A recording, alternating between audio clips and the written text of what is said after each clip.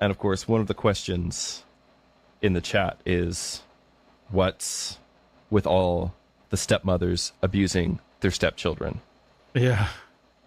I mean, So- so isn't step parenthood exactly one of the images in the Bible for the way that demons treat humans?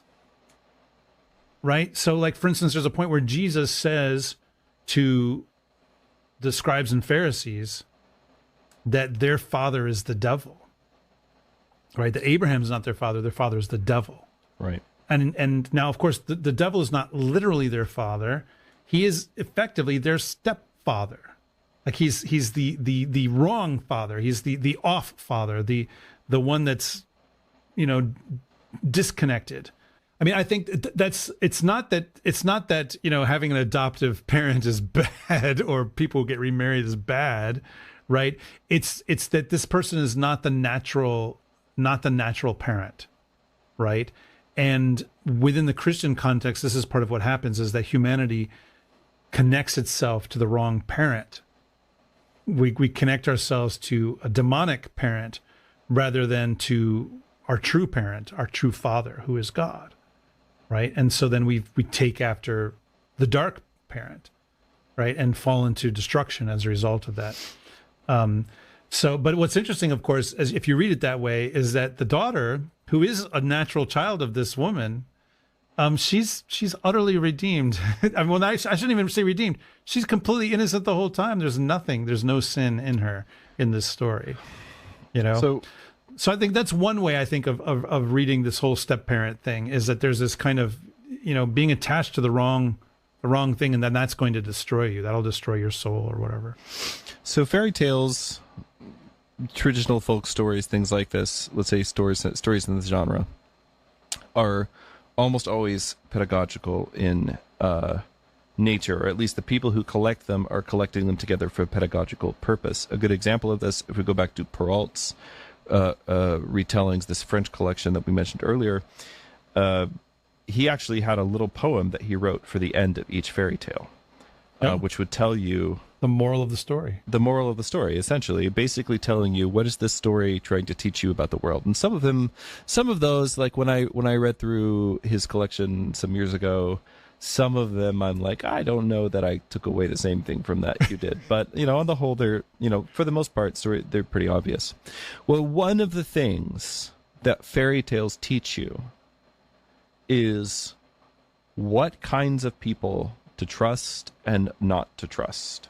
And so when you meet a big bad wolf, you could say, in particular, nowadays in the world that we're living in, how do I put this? There is a kind of wolfish man who invades women's spaces and takes on women's identities so that he can devour, right? That is one of the things that story is about. You think that's we didn't invent that particular thing in the 21st century, right? Like, that's been around a long time. Another kind of person that you have to be really careful of is what you could call a devouring mother. This is one of the ideas that C.S. Lewis talks about in The Four Loves, where he's talking about the different kinds of love, and he uses different Greek words. It's not that those Greek words only mean that kind of love when you read the Bible. Lewis himself would probably bonk you on the head if you tried to preach that sermon now. But anyway, the point is that he uses 4 different words for 4 different kinds of love. And familial love, like the love of parents for their children, for instance, which he associates with the Greek word storge, is a kind of love which is every love, let's say, has a way in which it can go wrong. Right, this is Lewis's idea. Every love has a way that it can go wrong. So love, the way that this familial love, the love of a parent for, a mother for a son, let's say, or a daughter, the way that this love can go wrong is it can become devouring.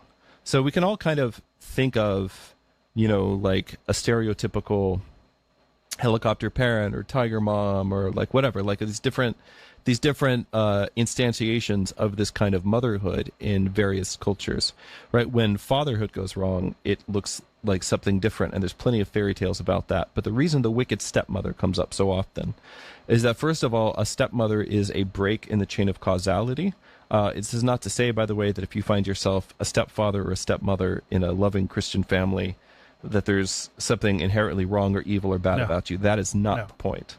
No. But it's a break in the normal chain of causality, because what it does is it introduces something into the family unit where the idea is that the parents are supposed to be building something like a legacy for the children, and they're going to leave that legacy to their children. So if you bring in now this new woman who kind of represents the strange woman in the sense of like Proverbs, right?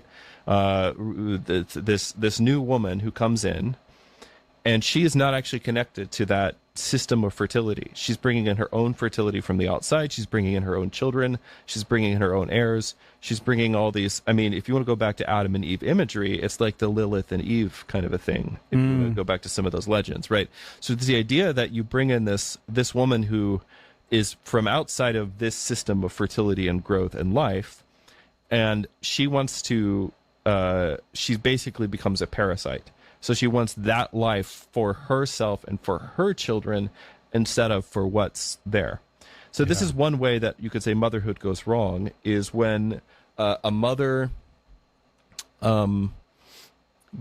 instead of becoming, and this could be true of fathers as well, right? But in the case of parenthood, when parents go from wanting to sacrifice and give themselves to the next generation that is to come, and instead they want to devour their children. They want their children to basically feed them and give them life and to serve them.